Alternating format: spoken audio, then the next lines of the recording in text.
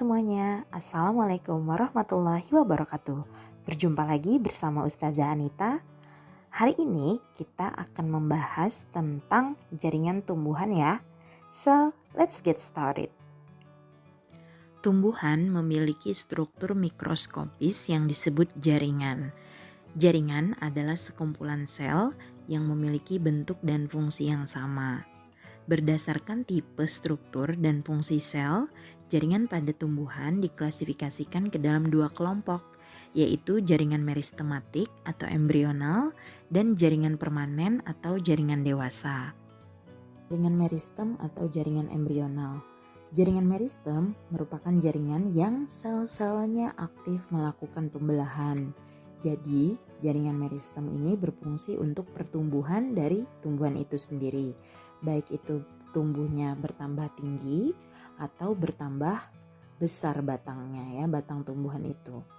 Nah, jaringan meristem ini selnya lumayan besar ya, nukleusnya juga besar. Nah, jaringan meristem ini dia belum mengalami diferensiasi.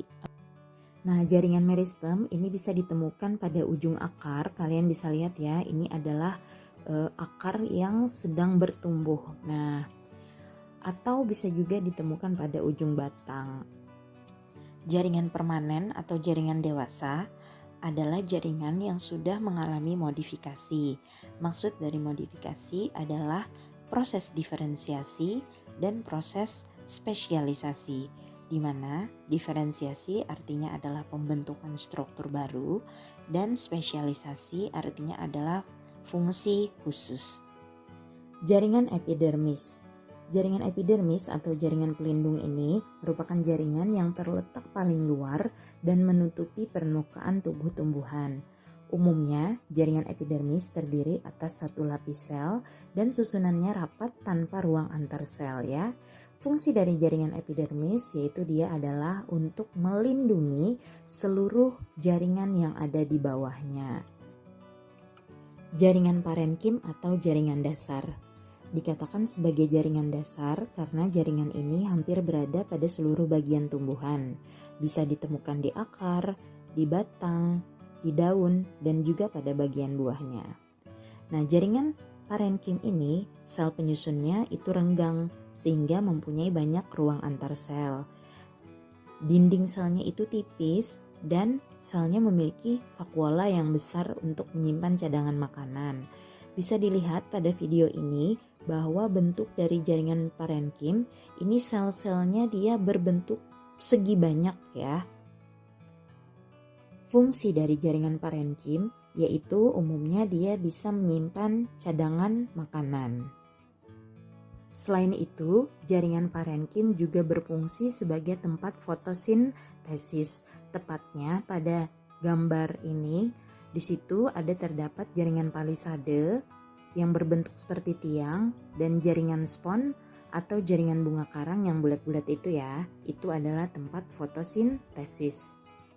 Jaringan pengangkut pada tumbuhan itu terbagi menjadi dua ya, ada jaringan floem dan jaringan xilem.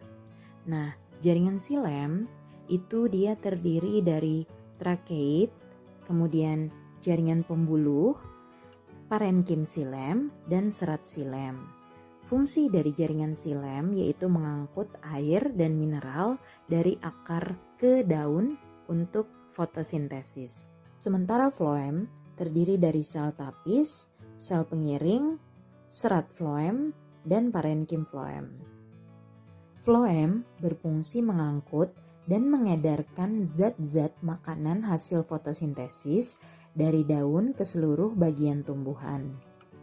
Jaringan kolenkim adalah jaringan yang terdiri oleh sel hidup dan memiliki rongga antar sel. Biasanya jaringan parenkim ini dia terletak di bawah jaringan epidermis ya. Fungsi dari jaringan kolenkim ini adalah untuk menjaga fleksibilitas dari suatu tanaman apabila ada angin misalkan ya, jadi dia tetap kokoh. Selain itu, jaringan kolenkim berfungsi untuk mensupport tumbuhan yang masih muda. Jaringan sklerenkim terdiri oleh sel mati sehingga menyebabkan tumbuhan menjadi keras dan kaku. Contohnya pada buah kelapa ya. Nah, jaringan sklerenkim ini selnya panjang dan mengalami penebalan pada dinding sel karena adanya zat lignin. Nah, biasanya jaringan sklerenkim ini tidak memiliki ruang antar sel. Jaringan sklerenkim juga berfungsi untuk mensupport tumbuhan yang sudah tua ya. Sklerenkim biasa ditemukan pada batang, penutup biji, urat daun, dan jaringan pengangkut. Nah, kumpulan dari jaringan tumbuhan itu nanti akan membentuk yang namanya organ tumbuhan. Yuk kita lihat apa aja organ dari tumbuhan. Organ tumbuhan yang pertama yaitu adalah akar. Akar dibedakan menjadi dua, yang pertama adalah akar serabut. Dikatakan akar serabut karena dia tidak memiliki akar pokok, jadi itu tumbuh akar banyak ya. Nah, biasanya ditemukan pada tumbuhan monokotil. Yang kedua adalah akar tunggang. Nah, akar tunggang ini dia memiliki akar pokok yang tumbuh menghujam ke tanah. Jadi ada yang panjang, bagian terpanjangnya itu adalah akar pokok. Biasa ditemukan pada tumbuhan dikotil. Organ kedua pada tumbuhan yaitu adalah batang atau stem. Nah, batang ini berfungsi sebagai penopang dari tubuh tumbuhan itu sendiri. Kemudian dia juga berfungsi untuk mengangkut air dan unsur hara, dan juga bisa sebagai alat perkembangbiakan vegetatif melalui proses stek batang. Organ yang ketiga yaitu adalah daun. Daun merupakan bagian tumbuhan yang mengandung klorofil paling banyak, sehingga fungsi daun yaitu adalah sebagai tempat fotosintesis. Selain itu, daun juga berfungsi sebagai tempat transpirasi atau proses pengeluaran kelebihan air dari tubuh tumbuhan. Organ yang keempat yaitu adalah bunga atau floss. Bunga merupakan modifikasi dari daun yang menjadi salah satu organ pokok tumbuhan. Fungsi dari bunga yaitu dia bertindak sebagai alat reproduksi generatif atau alat perkembangbiakan generatif melalui proses yang namanya penyerbukan antara alat kelamin jantan yaitu benang sari dan alat kelamin betina yaitu putik.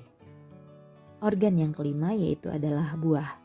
Buah merupakan hasil dari penyerbukan antara putik dan benang sari tadi ya. Nah, buah ini berfungsi sebagai tempat penyimpanan cadangan makanan. Buah biasanya membungkus dan melindungi biji. Organ yang terakhir yaitu adalah biji.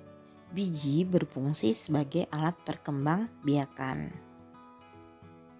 Nah, itulah tadi pembahasan tentang jaringan dan organ pada tumbuhan. Semoga penjelasan dari Ustazah bisa dipahami ya. Terima kasih atas perhatiannya. Wassalamualaikum warahmatullahi wabarakatuh.